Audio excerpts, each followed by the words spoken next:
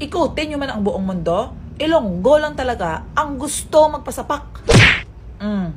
Sapak ka man ko, day. Hehehe, congratulations. O, diba? At kaming mga Ilonggo, kapag kasi napak mo, tuwang-tuwa. Kami tingnan niyo, pahihi pa siya dahil sinapak ko. Day, sinasapak na kita. Di ponggol ka. Tinunto eh. Kabaluman ko, nga kailangan ta magubra para makakwarta. Pero nga haw, nga adlaw-adlaw gidaw. Ilonggo ka ba? Paano mo nasabi na Ilonggo ko?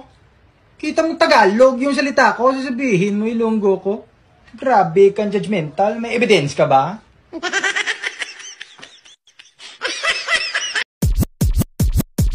Check this out. Okay.